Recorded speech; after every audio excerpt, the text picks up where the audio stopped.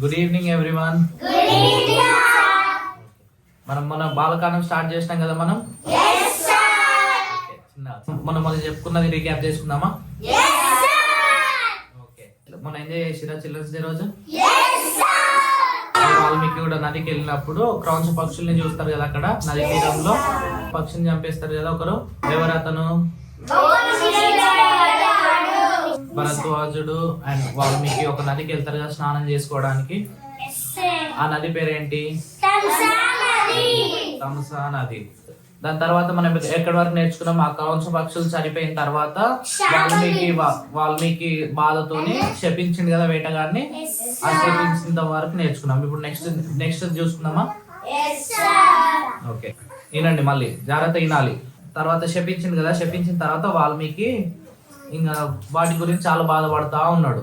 ఏది? పక్షులు చనిపోయిన దాని గురించి చాలా బాధపడతా ఉన్నాడు. అలాగే సేమ్ టైం తిట్టిండు కదా, ఆయనని శపించిండు కదా, హంటర్ని వేటగాన్ని శపించిండు కదా, శపించినందుకు బాధపడతా ఉన్నాడు అనమాట ఈయనలో ఈయన. ఎందుకంటే ఈయన ఒక తెలివైన ఒక మంచి పెద్ద ముని, అవును కదా. ఈయన యాంగర్ కంట్రోల్ చేసుకోవచ్చు, అంటే కోపాన్ని నేను కంట్రోల్ చేసుకోవచ్చు, అనవసరంగా నేను అతని పైన పెద్ద పెద్ద శాపాలు విధించాను చెప్పి ఈయన బాధపడతా ఉన్నాడు. ఒక శ్లోకం వచ్చింది కదా ఆయన చెప్పినప్పుడు, ఆ శ్లోకం గురించి ఆలోచిస్తూ ఉన్నాడు. ఈయన సడన్ గా రియలైజ్ అయ్యాడు. ఏమని? ఆ శ్లోకం ఎట్లా వచ్చింది? సర్ప్రైజింగ్ గా ఒక స్పెషల్ రిథమ్ తో పాటు దాంట్లో మనం రెగ్యులర్ గా మాట్లాడుకునే దాని కాకుండా ఒక స్పెషల్ మీటర్ తో వచ్చింది అనమాట. ఒక కవిత లాగా వచ్చిందని చెప్పి ఆలోచిస్తూ ఉన్నాడు. ఆ తర్వాత వాల్మీకి ఇంకా వాళ్ళ స్నానం అయిపోయింది, తమసా నది నుంచి వెళ్ళిపోతున్నారు. వెళ్ళిపోయినాక వాళ్ళ ఆశ్రమంకి పోయారు. ఎవరు? భరద్వాజుడు అండ్ వాల్మీకి మహర్షి తన ఆశ్రమంకి వెళ్ళిపోయారు. వెళ్ళిపోయిన తర్వాత ఏదైతే ఈ శ్లోకం గురించి ఆయన చెప్పిండో, ఇందాక డిస్కస్ చేసిండో, అదే ఆలోచించుకుంటా ఉన్నాడు. సడన్ గా ఆలోచిస్తూ ఉన్నప్పుడు ఏమైంది? ఒక లార్డ్ బ్రహ్మ వచ్చిండు అప్పుడే. ఎవరు? బ్రహ్మదేవుడు వచ్చిండు అప్పుడే. వచ్చి అతని ముందు అలిండు అనమాట. అతని ముందు సడన్ గా ఇప్పుడు సినిమాలో చూస్తారు కదా, సడన్ గా లైటింగ్ ఎఫెక్ట్ వచ్చి సడన్ గా వచ్చేస్తారు దేవుళ్ళు. వచ్చి ఇంకా అట్లా వచ్చి చూసేసరికి ఇంకా షాక్ అయిపోయాడు వాల్మీకి మహర్షి.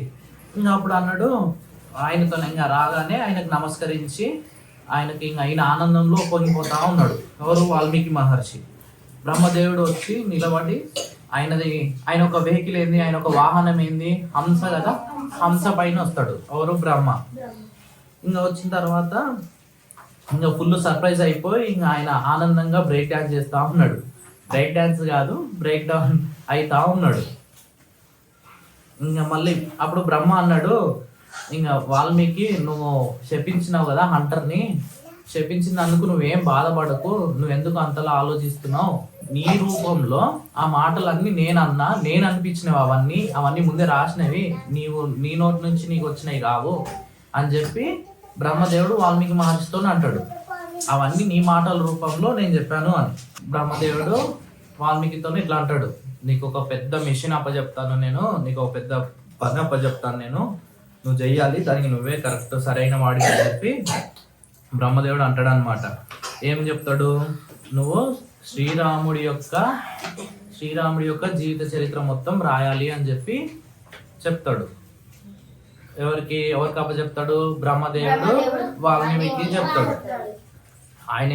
ఆయన పుట్టినప్పటి నుంచి ఆయన అడ్వెంచర్స్, ఆయన జర్నీ, ఆయన ఫారెస్ట్కి వెళ్ళింది, మళ్ళీ అయోధ్యకి వచ్చి పట్టాభిషేకుడు అయింది, అన్ని చెప్పి రాయమంటాడు. అన్ని రావణాసుని చంపింది, సీతాపహరణ, అన్ని రాయమని చెప్తాడు. ఇది అంతా లోకానికి తెలియాలి, ఇది చాలా మంచిది అని చెప్పి బ్రహ్మదేవుడు అంటాడు. అప్పుడు వాల్మీకి అన్ని కరెక్ట్ గా తెలియదు కదా స్వామి, ఎట్లా నేను రాసేది అంటే, అప్పుడు బ్రహ్మదేవుడు ఏం చేస్తాడు? బ్రహ్మదేవుడు వాల్మీకి ఒక పవర్ ఇస్తాడు. ఏం చెప్పినా బ్లెస్ చేస్తాడు. మనం ఇంట్రొడక్షన్ లో చెప్పుకున్నాం కదా, బ్రహ్మ ఒక శక్తిని ఇస్తాడు. ఎవరికి? వాల్మీకి మహర్షికి.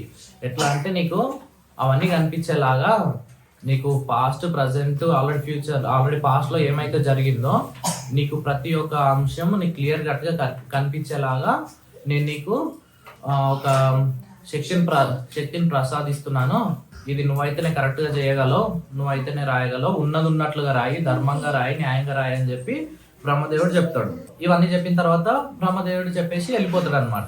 ఇంకా మెడిటేషన్ లో ఉన్నప్పుడు ఆయన మొత్తం కనిపిస్తాయి అనమాట వాల్మీకి మహర్షి. ఇవి అయిపోయిన తర్వాత వాల్మీకి ఇంకేం చేస్తాడు, అవన్నీ క్లియర్ గా చూస్తున్నాడు కాబట్టి, క్లియర్ గా ఆల్రెడీ కనిపించినాయి కాబట్టి అవే చూసినట్టుగా ప్రతి ఒక్కటి శ్లోకాల రూపంలో రాసుకున్నాడు వాల్మీకి మహర్షి, మర్చిపోకుండా వెంటనే. వాల్మీకి మహర్షి 24,000 శ్లోకాల్లో రాసుకున్నాడు ఇవన్నీ రాసిన తర్వాత ఇంత గొప్ప రామాయణాన్ని మొత్తం రాశాను కదా, ఇప్పుడు నేను ఎవరికి చెప్పాలి అని ఆయన ఆలోచించుకుంటా ఉన్నాడు. నేను ఇప్పుడు ఎవరు టీచ్ చేయాలి, ఎవరు నేర్పించాలి, ఇదంతా ఎవరు గుర్తు పెట్టుకుంటారు, ఎవరు మెమరైజ్ చేసుకుంటారు, ఇదంతా భారతదేశం మొత్తం తెలవాలి అని చెప్పి బ్రహ్మ అనుకుంటాడు కదా, ఇది ఎట్లా చెప్పాలి అని చెప్పి ఆలోచిస్తూ ఉంటాడు. అదే టైంలో అక్కడికి కవలలు వచ్చిరు అనమాట, 2 కవలలు వచ్చిరు. ఆ కవలల పేరే లవకుశులు. ఈ లవకుశులు ఎవరు? సీతారాముల పుత్రులు. కౌలలు పుట్టినప్పటి నుంచి వాల్మీకి మహర్షి వీళ్ళని జాగ్రత్తగా పెంచుతాడు అనమాట. వీళ్ళకి వేదాలు, ఆయుధాలు అన్ని నేర్పిస్తాడు. వీళ్ళకి వేదాంగాలు మొత్తం వచ్చు వీళ్ళకి. ఆయన లవకుశులను చూసి వీళ్ళు చాలా టాలెంటెడ్, వీళ్ళే ఇంకా కరెక్ట్ పర్సన్స్ అని చెప్పి డిసైడ్ అవుతాడు. ఎందుకంటే వీళ్ళు కొంచెం రాముని పోలి ఉంటారు, వీళ్ళకి ఆల్రెడీ వేదాంగాలు తెలుసు, చాలా సూపర్ పవర్ ఉంది, వాళ్ళ వాయిస్ గ్రేట్గా ఉంటుంది, చాలా గంభీరంగా ఉంటారు మనుషులు. అండ్ ఇక ఇవన్నీ చూసి ఇంకా వీళ్ళ కరెక్ట్ పర్సన్స్ అని చెప్పి వాళ్ళకి లవకుశులకు చెప్తాడు అనమాట. రామాయణం మొత్తం వాళ్ళకి ఎక్స్ప్లెయిన్ చేస్తారు. వాళ్ళు కూడా కరెక్ట్గా నేర్చుకుంటారు, వాళ్ళు కూడా మొత్తం మెమరైజ్ చేసుకుంటారు, పర్ఫెక్ట్గా నేర్చుకుంటారు. లవకుశులు ఏం చేస్తారు, ఇంకా రామాయణాన్ని పాడడం మొదలుపెట్టారు, రామాయణం అందరికీ స్ప్రెడ్ చేయడం మొదలుపెట్టారు. ఇంకా వాళ్ళు కూడా సేమ్ ఎట్లున్నారంటే ఒక మునిలాగా సాగే డ్రెస్, మన మునిలో డ్రెస్లు వేసుకుంటారు కదా, హాఫ్ డ్రెస్ వేసుకొని పట్టుకొని ఉంటారు కదా, సేమ్ అట్లే ఉన్నారు అనమాట లవకుశులు కూడా. వీళ్ళు ఎవరైతే చెప్పుకుంటా తిరుగుతున్నారు కదా, రామాయణం మొత్తం చెప్పుకుంటూ వీళ్ళు ఊర్లన్నీ చుట్టుపక్కల ప్లేస్ అన్ని ఏరియాస్ అన్ని తిరుగుతూ ఉన్నారు కదా, విన్న వాళ్ళంతా వీళ్ళని అభినందిస్తున్నారు, అందరూ మంచి పొగుడుతా ఉన్నారు వీళ్ళని. అట్లా చెప్పుకుంటూ పోతున్నారు. ఒక రోజు చెప్పుకుంటూ ఎక్కడికి వెళ్ళారు, రాముడి దగ్గరికి. రాముడు ఎక్కడ ఉంటాడు, అయోధ్యలో ఉంటాడు కదా, అయోధ్యకు వేరు అనమాట. ఒకరోజు వీళ్ళు అట్లా చుట్టుపక్కల చెప్పుకుంటూ అయోధ్యకి వెళ్ళారు. వెళ్ళిన తర్వాత అక్కడ శ్రీరాముడు చూసిండు అనమాట. వీళ్ళిద్దరు స్టోరీ చెప్పంగా శ్రీరాముడు చూసిండు వీళ్ళిద్దరిని. చూసి ఇది నా ఓన్ లైఫ్ స్టోరీ, అదే అతని యొక్క స్టోరీ కదా, శ్రీరాముడి యొక్క స్టోరీ కదా, నా స్టోరీని ఇట్లా చెప్తున్నారు బయట పాడుకుంటూ, చాలా అద్భుతంగా చెప్తున్నారు అని చెప్పి శ్రీరాముడు ఏం చేస్తాడు, వాళ్ళిద్దరిని రాజుకి ఒక కోట ఉంటుంది కదా, అంత సభ ఉంటుంది కదా, ఆడ ఈయన కింద అందరు సోల్జర్స్ ఉంటారు, వీళ్ళు ఏం చెప్తే అది చేస్తారు. అయితే వీళ్ళని ఆ సభకు తీసుకొని రమ్మన్నాడు అనమాట రాముడు. తీసుకొని వచ్చిన తర్వాత ఇంకా రాముడు ఒకటి నోటీస్ చేసిండు, వీళ్ళలో వాళ్ళ తమ్ముళ్ళతో చెప్తున్నాడు. రాముని యొక్క తమ్ముళ్ళు ఎవరెవరు, భరతుడు, లక్ష్మణుడు, శత్రుఘ్నుడు, 3 తమ్ముళ్ళు కదా. వీళ్ళ తమ్ముళ్ళకి నువ్వు చెప్తున్నాడు ఏమని, వీళ్ళిద్దరూ మునుల్లాగా కనిపించినప్పటికీ కూడా, ఒక సాగేలాగా కనిపించినా కూడా వీళ్ళ దగ్గర నాకు క్షత్రియ గుణాలు కనిపిస్తున్నాయి నా దగ్గర. వీళ్ళ దగ్గర వేదాలు, ఆల్రెడీ ఆయుధాలు అన్ని నేర్చుకున్నారు కదా, అవి రాముడు నోటీస్ చేసిండు అనమాట. వీళ్ళు వారికి కావాల్సినవి అన్ని ఉన్నాయని చెప్పి, వీళ్ళ దగ్గర అన్ని లక్షణాలు ఉన్నాయని చెప్పి నోటీస్ చేసిండు. అప్పుడు వీళ్ళతో చెప్తున్నాడు, వాళ్ళ తమ్ముళ్ళతోనే రాముడు చెప్తున్నాడు, వీళ్ళిద్దరు వాడే రామాయణాన్ని పాట రూపంలో పాడి వినిపిస్తున్నారు కదా అందరికి, అవి జాగ్రత్తగా వినండి, అది చాలా అద్భుతంగా ఉంది, చాలా డివోషనల్గా ఉంది, చాలా భక్తి పరంగా ఉంది అని చెప్పి చెప్తున్నాడు. అది వాళ్ళు పాడినప్పటికీ అక్కడ ఉన్న సభలో ఉన్న వాళ్ళందరికి హార్ట్ టచ్ చేసింది అనమాట. వీళ్ళందరూ లీనం అయిపోయి వింటా ఉన్నారు, వాళ్ళంత బాగా చెప్తున్నారు, అంత బాగా కన్వర్సేషన్ చేస్తున్నారు అనమాట. మిగతా నేర్చుకున్నాం. ఎక్కడి వరకు నేర్చుకున్నాం ఈరోజు, వాల్మీకి వేటగాన్ని శపించిండు కదా, ఆయన బాధపడ్డాడు. కుంగిపోతున్న సమయంలో ఏమైంది, తర్వాత బ్రహ్మదేవుడు వచ్చి, బ్రహ్మదేవుడు అవి నీ రూపంలో నేను చెప్పిన మాటలు, అవి నేను అనిపించిన మాటలు, నువ్వు అంత ఏం ఫీల్ అవ్వద్దని చెప్పిన తర్వాత ఈయనకు ఒక పెద్ద పని అప్పచెప్పిండు కదా, నువ్వు రామాయణం రాయాలి అని చెప్పి ఒక పెద్ద పని అప్పచెప్పిండు ఆయనకి ఆల్రెడీ ఫాస్ట్ కనిపించేటట్టు పవర్ ఇచ్చిండు. అన్ని నీకు కనిపిస్తే నువ్వు జాగ్రత్త రాయగలుగుతావు అని చెప్పి ధైర్యం చేసి బ్లెస్ చేసేసిండు. రాయడం అయిపోయింది. ఎవరికి నేర్పియాలా అనే సమయంలో లవకుశులు వచ్చారు, లవకుశులకు కనిపించారు, లవకుశులకు చెప్పేసిన స్టోరీ అంతా వాళ్ళు బ్రహ్మాండంగా నేర్చుకున్నారు. వాళ్ళందరూ స్ప్రెడ్ చేసే టైంలో అయోధ్యకి వెళ్ళిన దగ్గర రాముడు కంట్లో పడ్డారు. రాముడు కంట్లో పడిన తర్వాత అక్కడ కూడా అందరికి పాడి వినిపించారు.